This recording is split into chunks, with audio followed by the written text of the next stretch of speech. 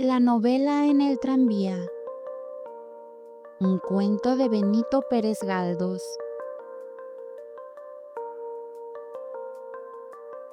El coche partía de la extremidad del barrio de Salamanca para atravesar todo Madrid en dirección al de Pozas. Impulsado por el egoísta deseo de tomar asiento antes que las demás personas movidas de iguales intenciones, eché mano a la barra que sustenta la escalera de la Imperial. Puse el pie en la plataforma y subí. Pero en el mismo instante, ¡oh previsión!, tropecé con otro viajero que por el opuesto lado entraba. Le miro y reconozco a mi amigo, el señor de Dionisio Cascajares de la Ballina, persona tan inofensiva como discreta, que tuvo en aquella crítica ocasión la bondad de saludarme con un sincero y entusiasta apretón de manos. Nuestro inesperado choque no había tenido consecuencias de consideración, si se exceptúa la abolladura parcial de cierto sombrero de paja puesto en la extremidad de una cabeza de mujer inglesa que tras de mi amigo intentaba subir, y que sufría sin duda por falta de agilidad el rechazo de su bastón. Nos sentamos sin dar al percance exagerada importancia y empezamos a charlar. El señor de Dionisio Cascajares es un médico afamado, aunque no por la profundidad de sus conocimientos patológicos, y un hombre de bien, pues jamás se dijo de él que fuera inclinado a tomar lo ajeno, ni a matar a sus semejantes por otros medios que por los de su peligrosa y científica profesión. Bien puede asegurarse que la amenidad de su trato y el complaciente sistema de no dar a los enfermos otro tratamiento que el que ellos quieren, son causa de la confianza que inspira a multitud de familias de todas jerarquías, mayormente cuando también es fama que en su bondad sin límites presta servicios ajenos a la ciencia, aunque siempre de índole rigurosamente honesta. Nadie sabe como él sucesos interesantes que no pertenecen al dominio público, ni ninguno tiene en más estupendo grado la manía de preguntar. Si bien este vicio de exagerada inquisitividad se compensa en él por la prontitud con que dice cuanto sabe, sin que los demás se tomen el trabajo de preguntárselo. Júzguese por esto si la compañía de tan hermoso ejemplar de la ligereza humana será solicitada por los curiosos y por los lenguaraces. Este hombre, amigo mío, como lo es de todo el mundo, era el que sentado iba junto a mí cuando el coche, resbalando suavemente por su calzada de hierro, bajaba la calle de Serrano, deteniéndose alguna vez para llenar los pocos asientos que quedaban ya vacíos. Íbamos tan estrechos que me molestaba grandemente el paquete de libros que conmigo llevaba, y ya le ponía sobre esta rodilla, ya sobre la otra. Ya por fin me resolví a sentarme sobre él, temiendo molestar a la señora inglesa, a quien cupo en suerte colocarse a mi siniestra mano. ¿Y usted a dónde va?, me preguntó Cascajares, mirándome por encima de sus espejuelos azules, lo que me hacía el efecto de ser examinado por 4 ojos. Contestéle evasivamente, y él, deseando sin duda no perder aquel rato sin hacer alguna útil investigación, insistió en sus preguntas diciendo: ¿y fulanito qué hace? ¿Y fulanito dónde está?, con otras indagatorias del mismo jaez, que tampoco tuvieron respuesta cumplida. Por último, viendo cuán inútiles eran sus tentativas para pegar la hebra, echó por camino más adecuado a su expansivo temperamento y empezó a desembuchar. «¡Pobre condesa!», dijo expresando con un movimiento de cabeza y un visaje su desinteresada compasión. «Si hubiera seguido mis consejos, no se vería en situación tan crítica». «Ah, es claro», contesté maquinalmente, ofreciendo también el tributo de mi compasión a la señora condesa. «Figúrese usted», prosiguió, «que se han dejado dominar por aquel hombre. y aquel hombre llegará a ser el dueño de la casa. Pobrecilla, cree que con llorar y lamentarse se remedia todo, y no. Urge tomar una determinación, porque ese hombre es un infame. Le creo capaz de los mayores crímenes. Ah, sí es atroz, dije yo, participando irreflexivamente de su indignación. Es como todos los hombres de malos instintos y de baja condición, que si les elevan un poco, luego no hay quien lo sufra. Bien claro indica su rostro que de ahí no puede salir cosa buena. Ya lo creo, eso salta a la vista. Le explicaré a usted en breves palabras. La condesa es una mujer excelente, angelical, tan discreta como hermosa, y digna por todos conceptos de mejor suerte. Pero está casada con un hombre que no comprende el tesoro que posee y pasa la vida entregando al juego y a toda clase de entretenimientos ilícitos. Ella entre tanto se aburre y llora. Es extraño que trate de sofocar su pena divirtiéndose honestamente aquí y ahí y donde quiera que suena un piano.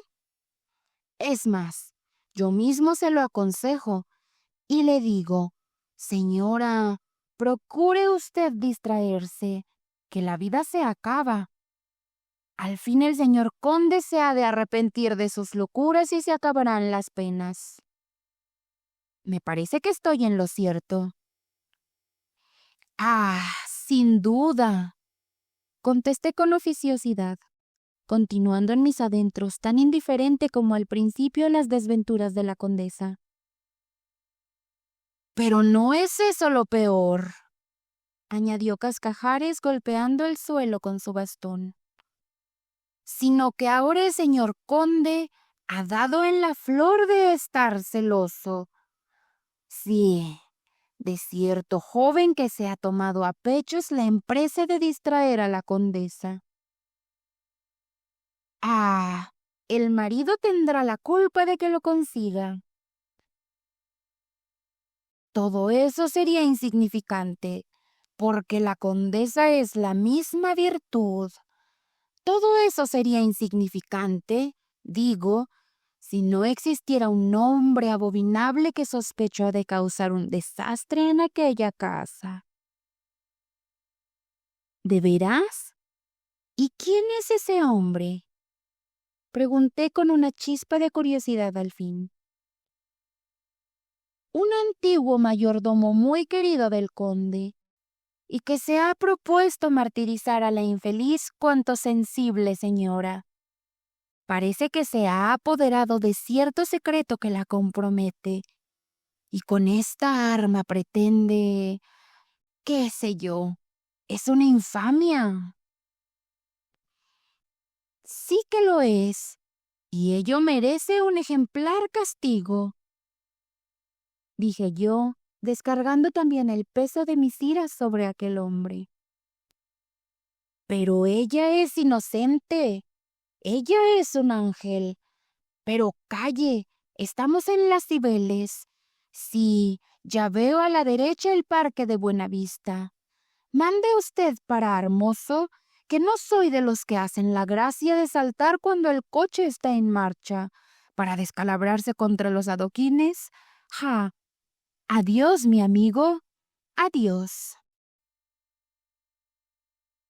Paró el coche y bajó de Dionisio Cascajares y de la Ballina, después de darme otro apretón de manos y de causar segundo desperfecto en el sombrero de la dama inglesa, aún no respuesta del primer susto. Siguió el omnibus su marcha, y cosa singular, yo a mi vez seguí pensando en la incógnita condesa, en su cruel y suspicaz consorte, y sobre todo en el hombre siniestro que, según la enérgica expresión del médico, a punto estaba de causar un desastre en la casa. Considera, lector, lo que es el humano pensamiento.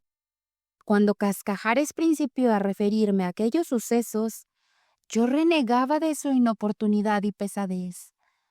Mas poco tardó mi mente en apoderarse de aquel mismo asunto para darle vueltas de arriba a abajo. Operación psicológica que no deja de ser estimulada por la regular marcha del coche y el sordo y monótono rumor de sus ruedas, limando el hierro de los carriles. Pero al fin dejé de pensar en lo que tampoco me interesaba, y recorriendo con la vista el interior del coche, examiné uno por uno a mis compañeros de viaje. Cuán distintas caras y cuán diversas expresiones. Unos parecen no inquietarse ni lo más mínimo de los que van a su lado. Otros pasan revista al corrillo con impertinente curiosidad. Unos están alegres, otros tristes, aquel bosteza y el de más allá ríe, y a pesar de la brevedad del trayecto, no hay uno que no desee terminarlo pronto, pues entre los 1000 fastidios de la existencia, ninguno aventaja al que consiste en estar una docena de personas mirándose las caras sin decirse palabra y contándose recíprocamente sus arrugas, sus lunares y este o el otro accidente observado en el rostro o en la ropa. Es singular este breve conocimiento con personas que no hemos visto y que probablemente no volveremos a ver.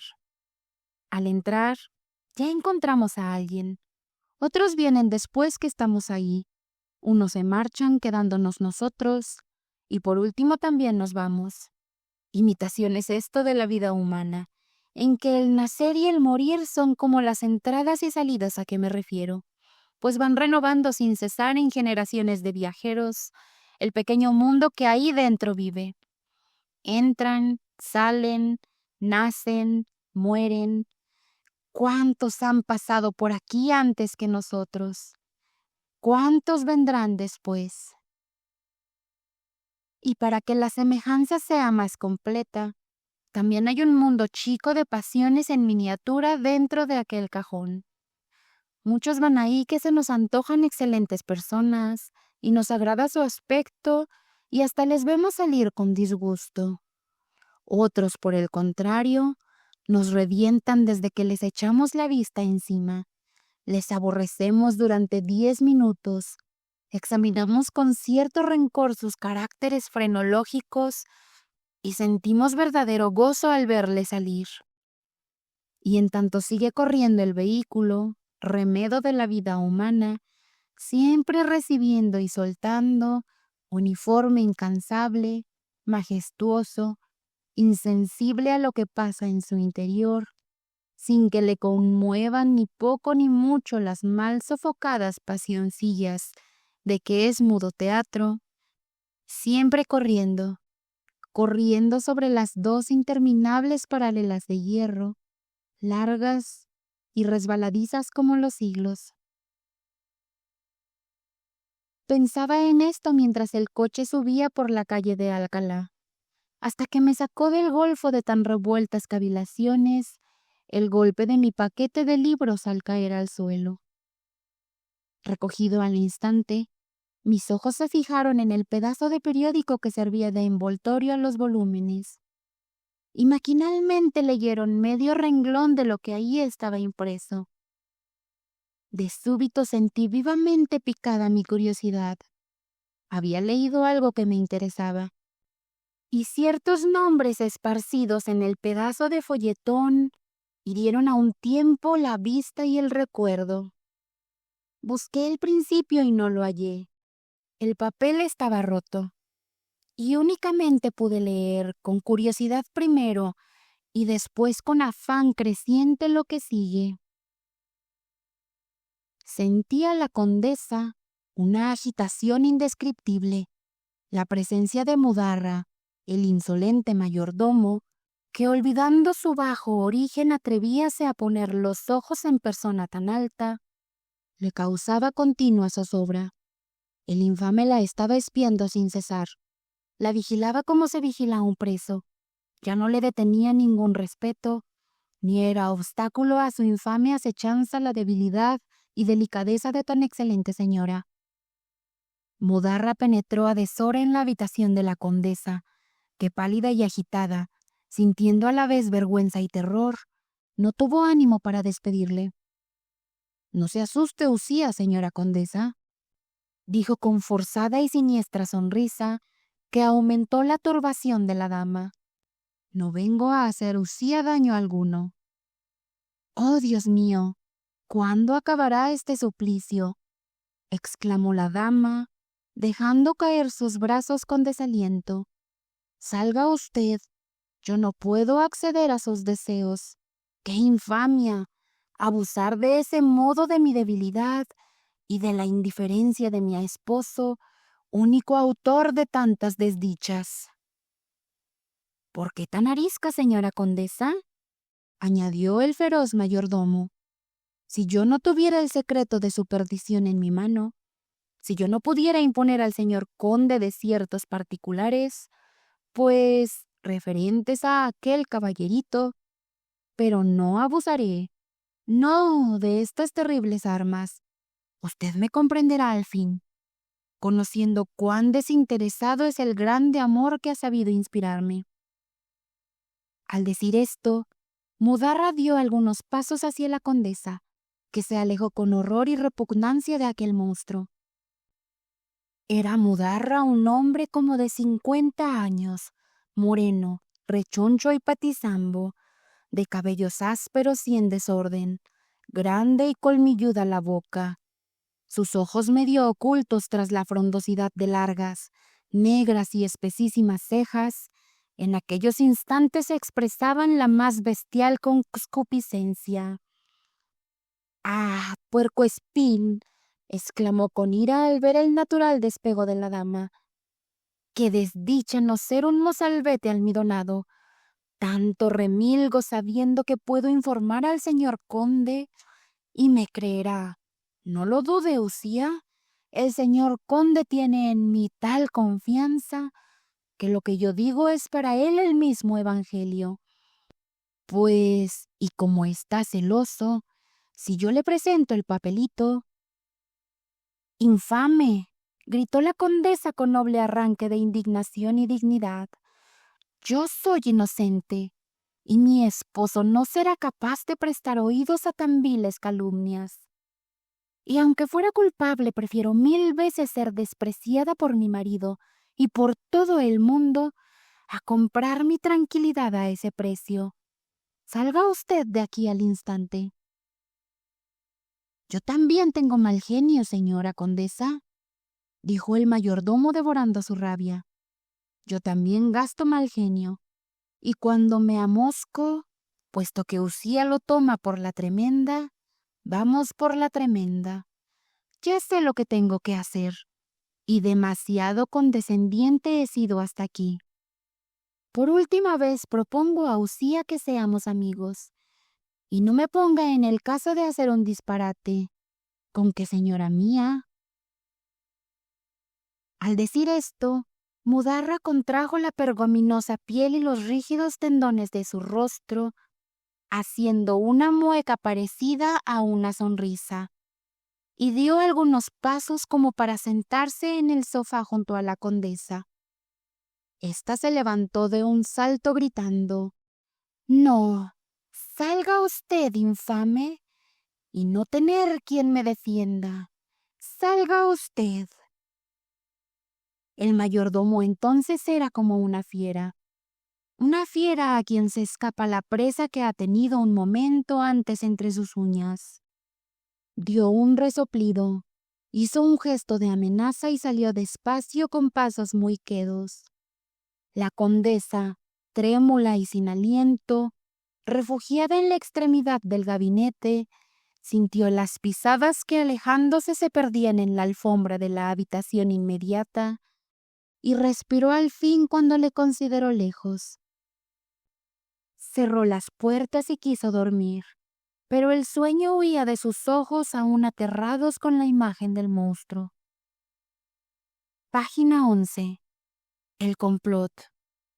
Mudarra, al salir de la habitación de la condesa, se dirigió a la suya y, dominado por fuerte inquietud nerviosa, Comenzó a registrar cartas y papeles diciendo entre dientes: «Ya no aguanto más. Me las pagará todas juntas». Después se sentó, tomó la pluma y poniendo delante una de aquellas cartas y examinándola bien, empezó a escribir otra tratando de remedar la letra. Mudaba la vista con febril ansiedad del modelo a la copia. Y por último, después de gran trabajo, escribió con caracteres enteramente iguales a los del modelo la carta siguiente, cuyo sentido era de su propia cosecha. Había prometido a usted una entrevista y me apresuro.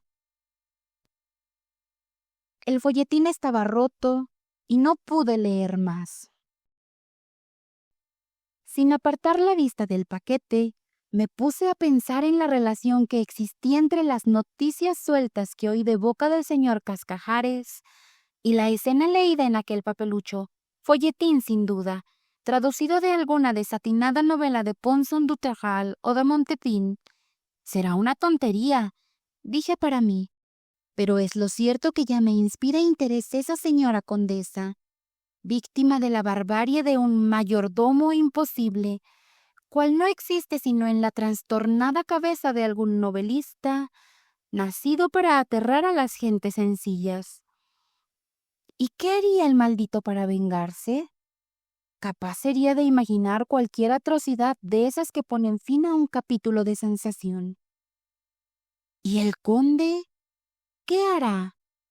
¿Y aquel mozalbete de quien hablaron Cascajares en el coche y Mudarra en el folletín? ¿Qué hará? ¿Quién será? ¿Qué hay entre la condesa y ese incógnito caballerito?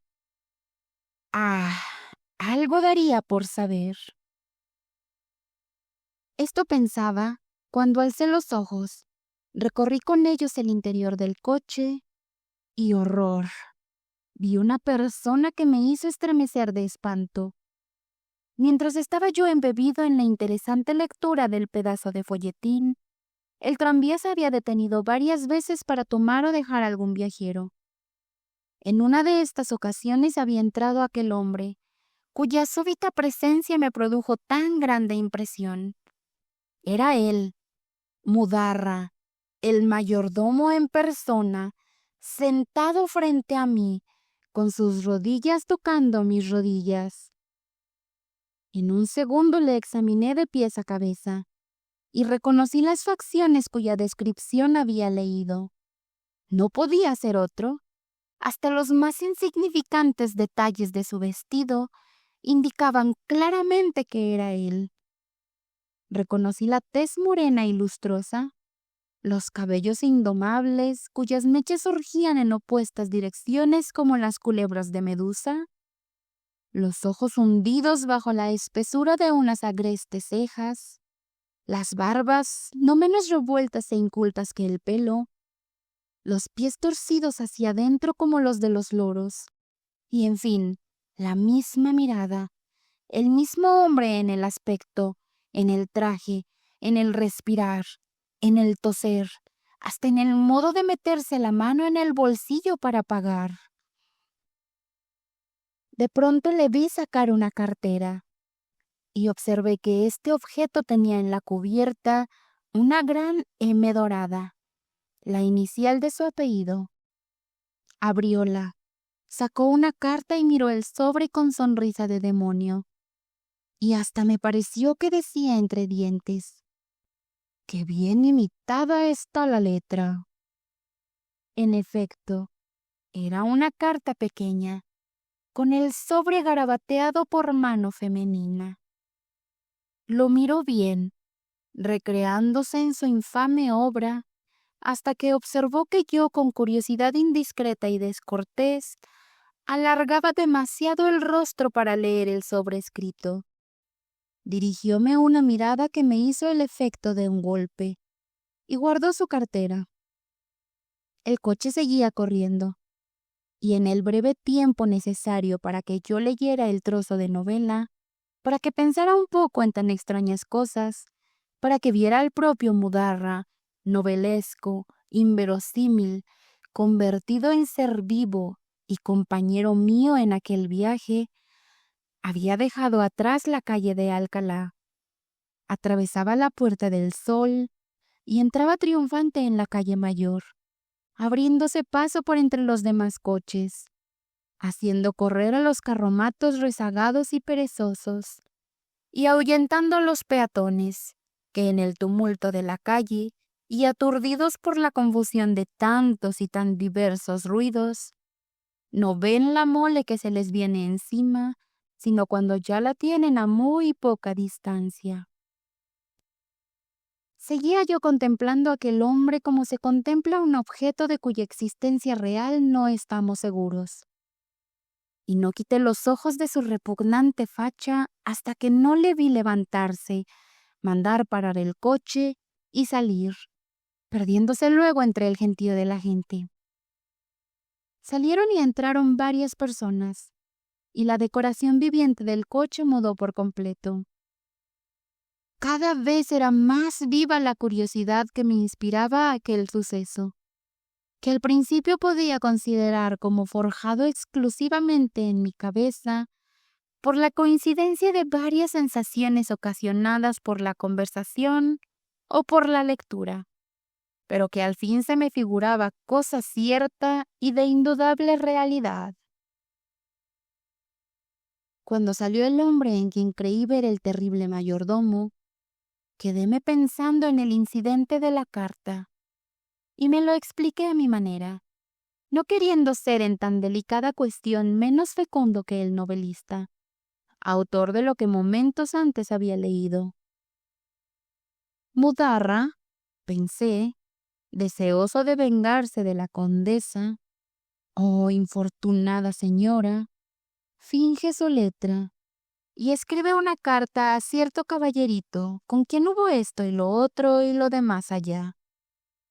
En la carta le da una cita en su propia casa.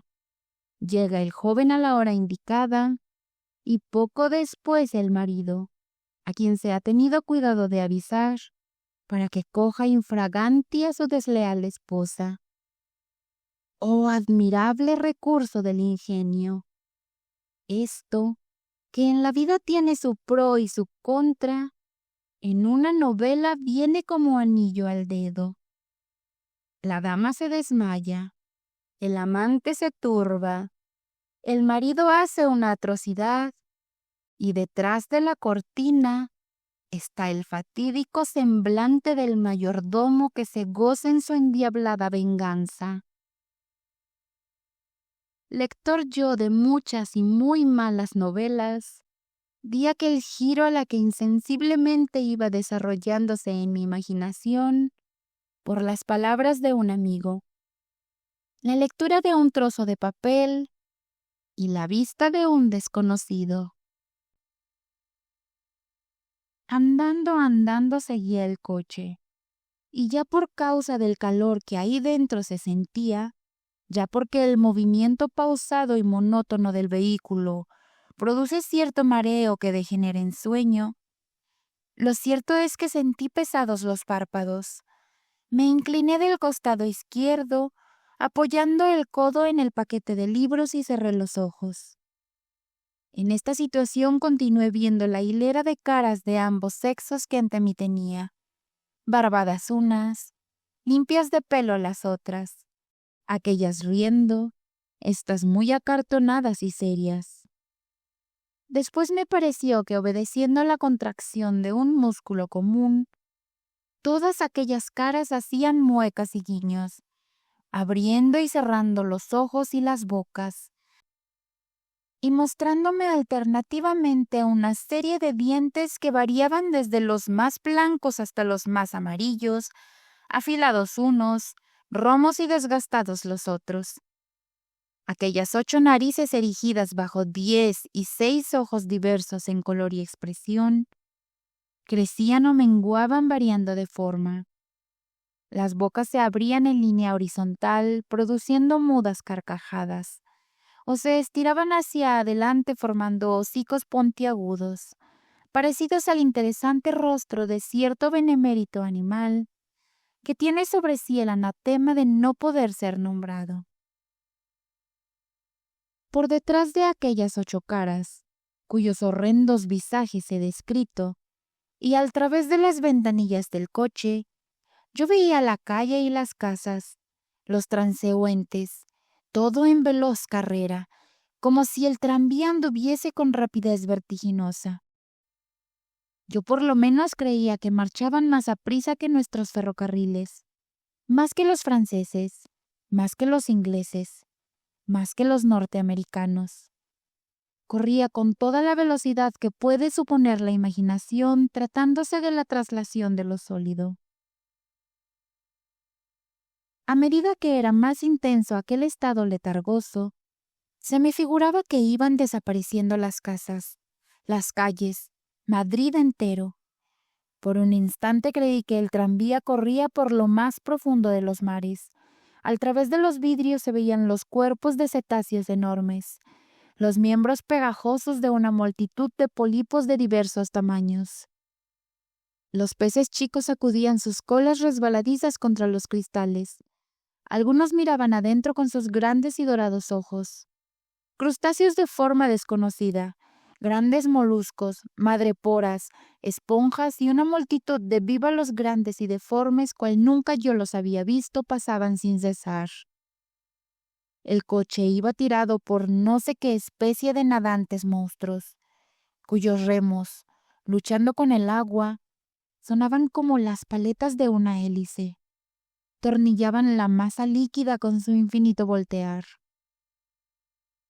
Esta visión se iba extinguiendo. Después parecióme que el coche corría por los aires, volando en dirección fija y sin que lo agitaran los vientos. Al través de los cristales no se veía nada más que espacio. Las nubes nos envolvían a veces. Una lluvia violenta y repentina tamborileaba en la Imperial. De pronto salíamos al espacio puro inundado de sol, para volver de nuevo a penetrar en el vaporoso seno de celajes inmensos, ya rojos, ya amarillos, tan pronto de ópalo como de amatista, que iban quedándose atrás en nuestra marcha. Pasábamos luego por un sitio del espacio en que flotaban masas resplandecientes de un finísimo polvo de oro.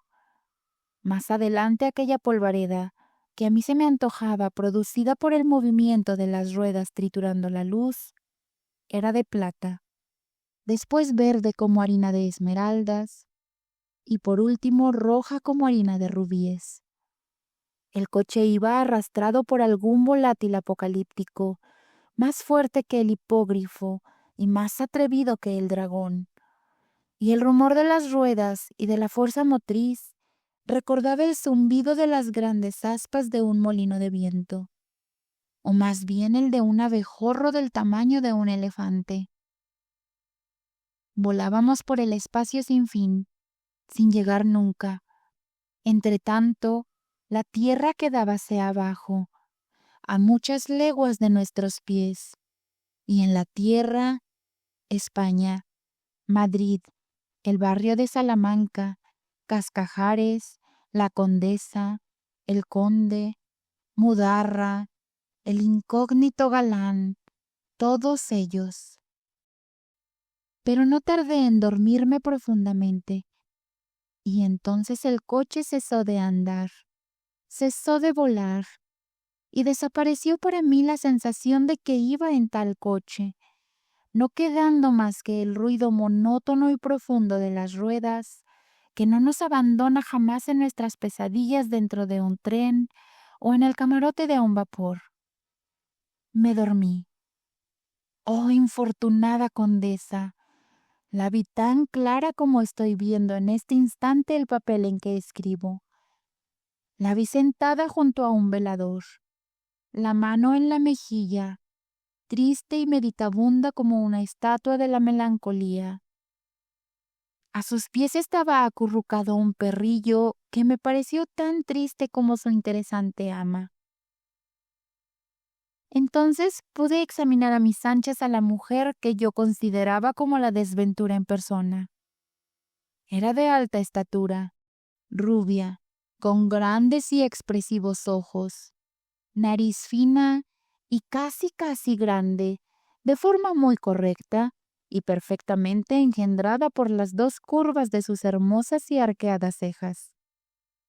Estaba peinada sin afectación, y en esto, como en su traje, se comprendía que no pensaba salir aquella noche.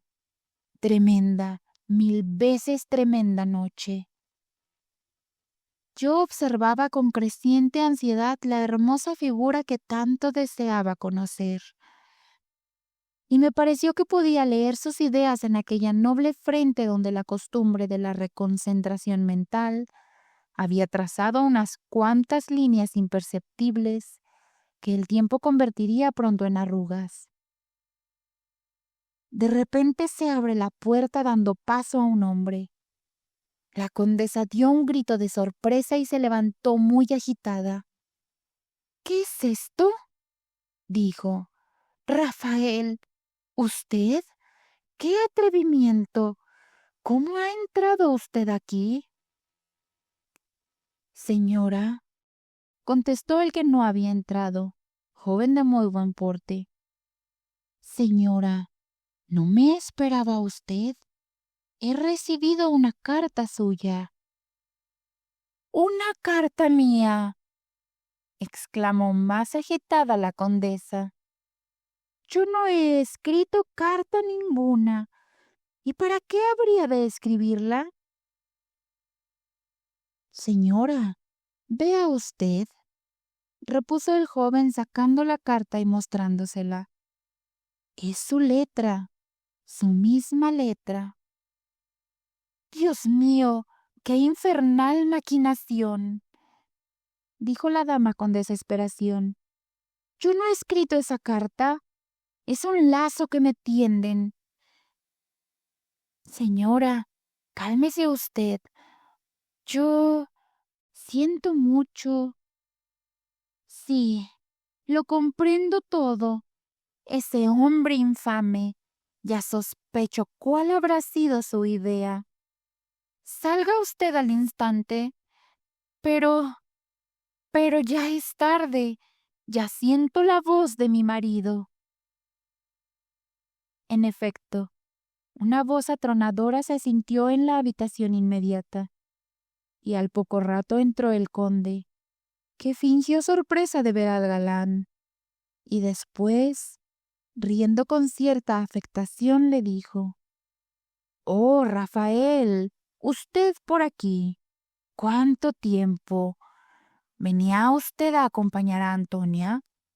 Con eso nos acompañará a tomar el té». La condesa y su esposo cambiaron una mirada siniestra. El joven, en su perplejidad, apenas acertó a devolver al conde su saludo. Vi que entraron y salieron criados. Vi que trajeron un servicio de té y desaparecieron después, dejando solos a los tres personajes. Iba a pasar algo terrible. Sentáronse. La condesa parecía difunta. El conde afectaba una hilaridad aturdida, semejante a la embriaguez. Y el joven callaba, contestándole solo con monosílabos. Sirvió el té, y el conde alargó a Rafael una de las tazas. No una cualquiera, sino una determinada. La condesa miró aquella taza con tal expresión de espanto que pareció echar en ella todo su espíritu. Bebieron en silencio, acompañando la poción con muchas variedades de las sabrosas pastas Huntley and Palmers y otras menudencias propias de tal clase de cena. Después el conde volvió a reír con la desaforada y ruidosa expansión que le era peculiar aquella noche, y dijo: «¿Cómo nos aburrimos? Usted, Rafael, no dice una palabra. Antonia, toca algo. Hace tanto tiempo que no te oímos. Mira, aquella pieza de Dvořák que se titula Morte, ¿la tocabas admirablemente? Vamos, ponte al piano». La condesa quiso hablar. Érale imposible articular palabra. El conde la miró de tal modo que la infeliz cedió ante la terrible expresión de sus ojos, como la paloma fascinada por el boa constrictor. Se levantó dirigiéndose al piano, y ya ahí el marido debió decirle algo que la aterró más, acabando de ponerla bajo su infernal dominio. Sonó el piano, heridas a la vez multitud de cuerdas, y corriendo de las graves a las agudas. Las manos de la dama despertaron en un segundo los centenares de sonidos que dormían mudos en el fondo de la caja. Al principio era la música una confusa reunión de sones que aturdía en vez de agradar. Pero luego serenóse aquella tempestad, y un canto fúnebre y temeroso, como el dies irae, surgió de tal desorden. Yo creía escuchar el son triste de un coro de cartujos, acompañado con el bronco mugido de los fagots. Sentíanse después ayes lastimeros como nos figuramos han de ser los que exhalan las ánimas, condenadas en el purgatorio a pedir incesantemente un perdón que ha de llegar muy tarde. Volvían luego los arpegios prolongados y ruidosos, y las notas se encravitraban unas sobre otras como disputándose cuál ha de llegar primero. Se hacían y deshacían los acordes, como se forma y desbarata la espuma de las olas. La armonía fluctuaba y hervía en una marejada sin fin, alejándose hasta perderse y volviendo más fuerte en grandes y atropellados remolinos. Yo continuaba extasiado oyendo la música imponente y majestuosa.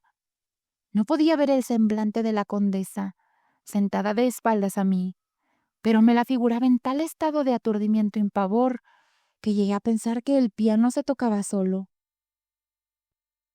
El joven estaba detrás de ella, el conde a su derecha apoyado en el piano.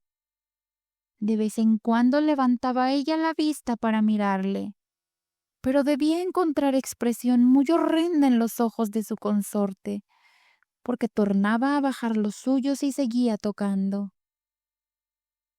De repente el piano cesó de sonar y la condesa dio un grito. En aquel instante sentí un fortísimo golpe en un hombro. Me sacudí violentamente y desperté. En la agitación de mi sueño, había cambiado de postura y me había dejado caer sobre la venerable inglesa que a mi lado iba. «Ah, usted, sleeping, molestar me», dijo con avinagrado mohín, mientras rechazaba mi paquete de libros que había caído sobre sus rodillas. «Señora, es verdad, me dormí», contesté turbado al ver que todos los viajeros se reían de aquella escena. «Oh, yo soy going to decir al coachman, usted molestar, mi usted, caballero, very shocking», añadió la inglesa en su jerga ininteligible. «Oh, ¿usted creer? My body is su cama for usted to sleep? Oh, gentleman, you are stupid ass». Al decir esto, la hija de la Gran Bretaña, que era de sí bastante amoratada, estaba lo mismo que un tomate. Creyérase que la sangre agolpada a sus carrillos y a su nariz a brotar iba por sus candentes poros. Me mostraba 4 dientes puntiagudos y muy blancos, como si me quisiera roer. Le pedí 1000 perdones por mi sueño descortés. Recogí mi paquete y pasé revista a las nuevas caras que dentro del coche había. Figúrate, oh cachazudo y benévolo lector, cuál sería mi sorpresa cuando vi frente a mí, ¿a quién creerás? Al joven de la escena soñada, al mismo don Rafael en persona. Me restregué los ojos para convencerme de que no dormía, y en efecto, despierto estaba, y tan despierto como ahora. Era él, el mismo, y conversaba con otro que a su lado iba. Puse atención y escuché con toda mi alma. «¿Pero tú no sospechaste nada?», le decía el otro. Algo. Sí, pero callé. Parecía difunta. Tal era su terror. Su marido la mandó tocar el piano y ella no se atrevió a resistir. Tocó, tocó como siempre, de una manera admirable, y oyéndola llegué a olvidarme de la peligrosa situación en que nos encontrábamos. A pesar de los esfuerzos que ella hacía para parecer serena, llegó un momento en que le fue imposible fingir más. Sus brazos se aflojaron y resbalando de las teclas echó la cabeza atrás y dio un grito. Entonces su marido sacó un puñal y dando un paso hacia ella exclamó con furia: «Toca, toca o te mato al instante». Al ver esto hirvió mi sangre toda. Quise echarme sobre aquel miserable, pero sentí en mi cuerpo una sensación que no puedo pintarte. Creí que repentinamente se había encendido una hoguera en mi estómago. Fuego corría por mis venas. Las sienes me latieron y caí al suelo sin sentido. ¿Y antes? ¿No conociste los síntomas del envenenamiento?, le preguntó el otro. Notaba cierta desazón y sospeché vagamente, pero nada más. El veneno estaba bien preparado, porque hizo el efecto tarde y no me mató, aunque sí me ha dejado una enfermedad para toda la vida. ¿Y después que perdiste el sentido, qué pasó? Rafael iba a contestar, y yo le escuchaba como si de sus palabras pendiera un secreto de vida o muerte cuando el coche paró. Ah, ya estamos en los consejos. Bajemos, dijo Rafael. ¡Qué contrariedad! Se marchaban y yo no sabía el fin de la historia. Caballero, caballero, una palabra, dije al verlo salir. El joven se detuvo y me miró. ¿Y la condesa? ¿Qué fue de esa señora?, pregunté con mucho afán. Una carcajada general fue la única respuesta. Los dos jóvenes, riéndose también, salieron sin contestarme palabra. El único ser vivo que conservó su serenidad de esfinge en tan cómica escena fue la inglesa, que indignada de mis extravagancias, se volvió a los demás viajeros diciendo: «Oh, a lunatic fellow». El coche seguía y a mí me abrazaba la curiosidad por saber qué había sido de la desdichada condesa. ¿La mató su marido? Yo me hacía cargo de las intenciones de aquel malvado. Ansioso de gozarse en su venganza, como todas las almas crueles, quería que su mujer presenciase, sin dejar de tocar, la agonía de aquel incauto joven llevado ahí por una vil celada de modarra. Mas era imposible que la dama continuara haciendo desesperados esfuerzos por mantener su serenidad, sabiendo que Rafael había bebido el veneno. Trágica y espeluznante escena, pensaba yo, más convencido cada vez de la realidad de aquel suceso. Y luego dirán que estas cosas solo se ven en las novelas.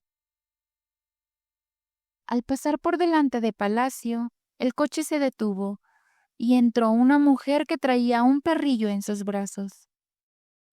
Al instante reconocí el perro que había visto recostado a los pies de la condesa. Era el mismo, la misma lana blanca y fina, la misma mancha negra en una de sus orejas. La suerte quiso que aquella mujer se sentara a mi lado. No pudiendo yo resistir la curiosidad, le pregunté: ¿Es de usted ese perro tan bonito? Pues ¿de quién ha de ser? ¿Le gusta a usted? Cogí una de las orejas del inteligente animal para hacerle una caricia, pero él, insensible a mis demostraciones de cariño, ladró, dio un salto y puso sus patas sobre las rodillas de la inglesa, que me volvió a enseñar sus 2 dientes como queriéndome roer y exclamó: «Oh, usted, unsoportable.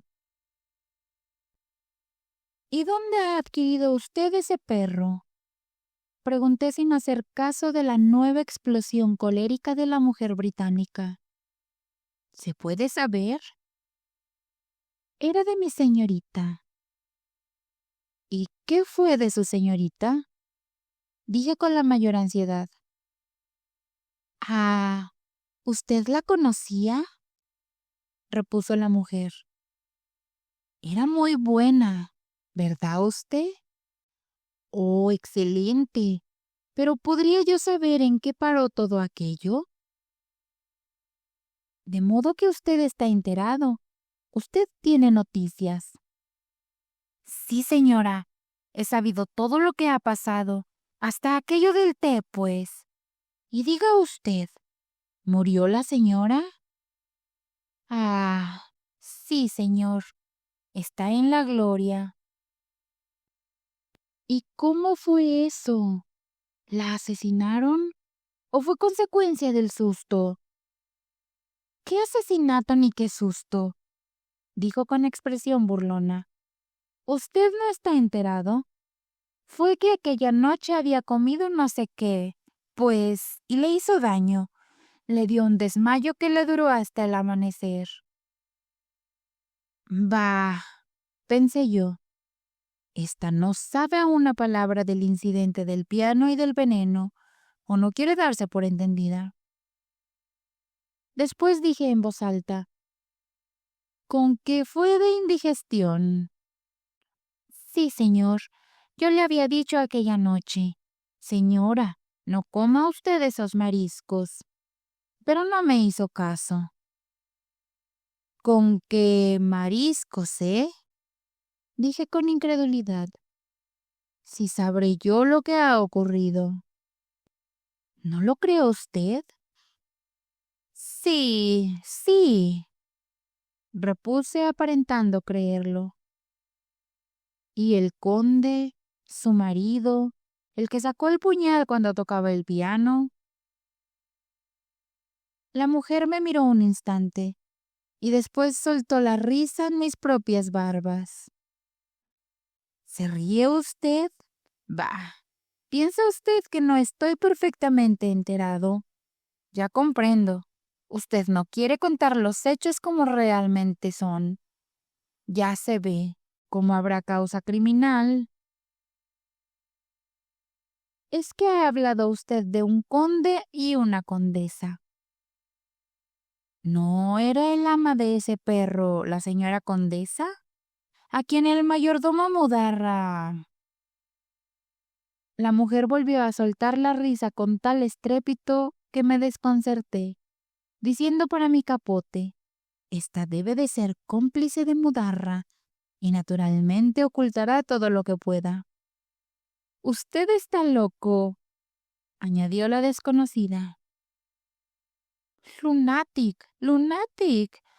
Oh, my God», intervino la inglesa. «Sí, lo sé todo. Vamos, no me lo oculte usted. Dígame de qué murió la señora condesa».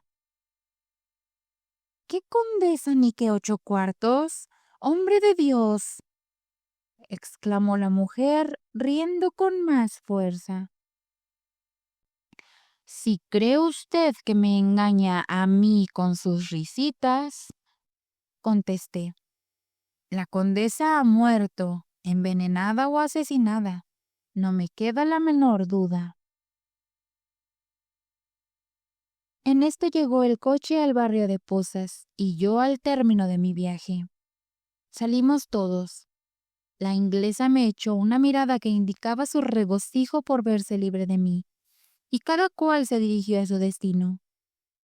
Yo seguí a la mujer del perro, aturdiéndola con preguntas, hasta que se metió en su casa, riendo siempre de mi empeño en averiguar vidas ajenas. Al verme solo en la calle recordé el objeto de mi viaje y me dirigí a la casa donde debía entregar aquellos libros. Devolvílos a la persona que me los había pedido para leerlos, y me puse a pasear frente al Buen Suceso, esperando a que saliese de nuevo el coche para regresar al extremo de Madrid. No podía apartar de la imaginación a la infortunada condesa, y cada vez me confirmaba más en mi idea de que la mujer con quien últimamente hablé había querido engañarme, ocultando la verdad de la misteriosa tragedia. Esperé mucho tiempo, y al fin, anocheciendo ya, el coche se dispuso a partir. Entré, y lo primero que mis ojos vieron fue la señora inglesa sentadita donde antes estaba. Cuando me vio subir y tomar sitio a su lado, la expresión de su rostro no es definible. Se puso otra vez como la grana, exclamando: «¡Oh, usted! Mi quejarse al coachman, usted reventarme for it». Tan preocupado estaba yo con mis confusiones, que sin hacerme cargo de lo que la inglesa me decía en su híbrido y trabajoso lenguaje, le contesté: «Señora, no hay duda de que la condesa murió envenenada o asesinada. Usted no tiene idea de la ferocidad de aquel hombre». Seguía el coche, y de trecho en trecho deteníase para recoger pasajeros. Cerca del Palacio Real entraron 3 tomando asiento enfrente de mí. Uno de ellos era un hombre alto, seco y huesudo, con muy severos ojos y un hablar campanudo que imponía respeto. No hacía 10 minutos que estaban ahí, cuando este hombre se volvió a los otros 2 y dijo: «Pobrecilla, cómo clamaba en sus últimos instantes. La bala le entró por encima de la clavícula derecha y después bajó hasta el corazón». «¿Cómo?», exclamé repentinamente. «¿Con que fue de un tiro? ¿No murió de una puñalada?». Los 3 se miraron con sorpresa. «¿De un tiro? Sí, señor», dijo con cierto desabrimiento el alto, seco y huesoso. «Y aquella mujer sostenía que había muerto de una indigestión», dije, interesándome más cada vez en aquel asunto. «Cuénteme usted, ¿y cómo fue?».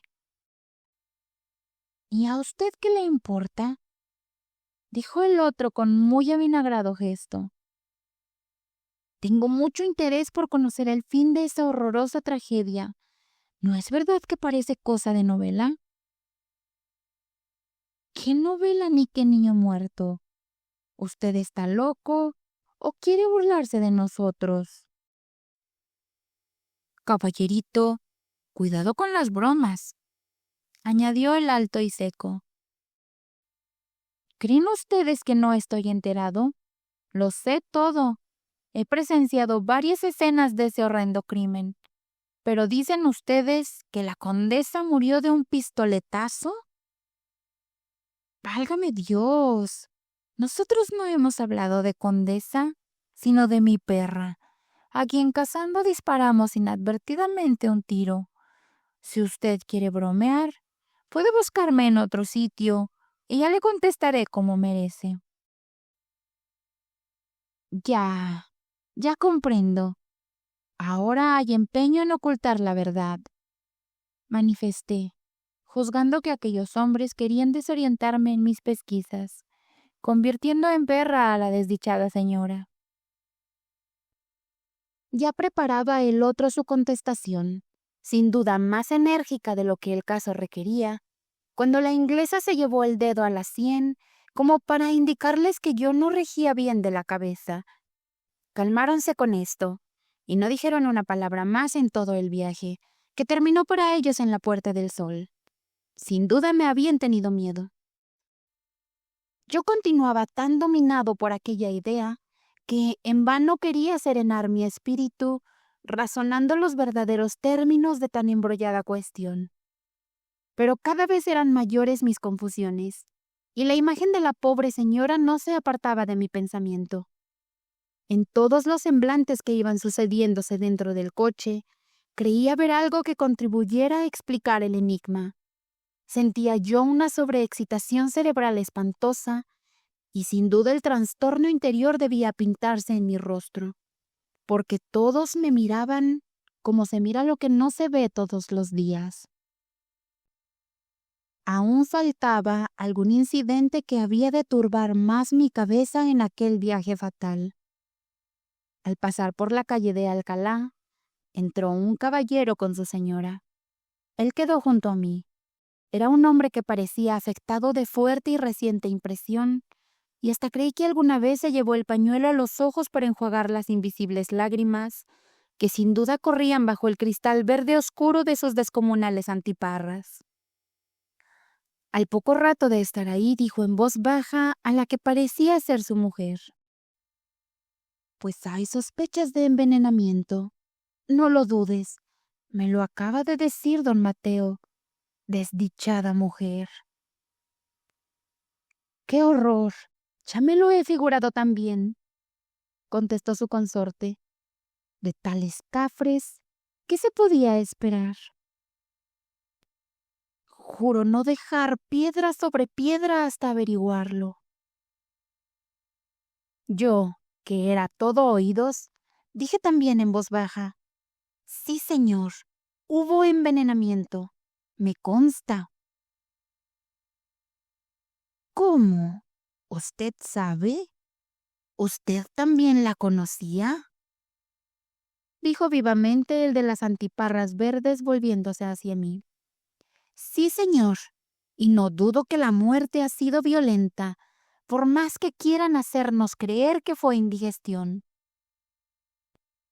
«Lo mismo afirmo yo. ¡Qué excelente mujer! Pero ¿cómo sabe usted?». Lo sé», repuse muy satisfecho de que aquel no me tuviera por loco. «Luego usted irá a declarar al juzgado, porque ya se está formando una sumaria». «Me alegro, para que castiguen a esos bribones. Iré a declarar, sí, señor». A tal extremo había llegado mi obcecación, que concluí por penetrarme de aquel suceso, mitad soñado, mitad leído, y lo creí como ahora creo que es pluma esto con que escribo. «Pues sí, señor, es preciso aclarar este enigma para que se castiguen los autores del crimen. Yo declararé, fue envenenada con una taza de té, lo mismo que el joven». «Oye, Petronila», dijo a su esposa el de las antiparras, «¿con una taza de té?». «Sí, estoy asombrada», contestó la señora. «Cuidado con lo que fueron a inventar esos malditos». «Sí, señor, con una taza de té. La condesa estaba tocando el piano». «¿Qué condesa?», preguntó aquel hombre interrumpiéndome. «La condesa, la envenenada». «Si no se trata de ninguna condesa, hombre de Dios».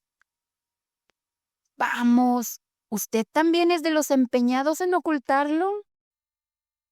«Bah, si en esto no ha habido ninguna condesa ni duquesa, sino simplemente la lavandera de mi casa, mujer del guardaagujas del norte». «Lavandera, ¿eh?», dije en tono de picardía.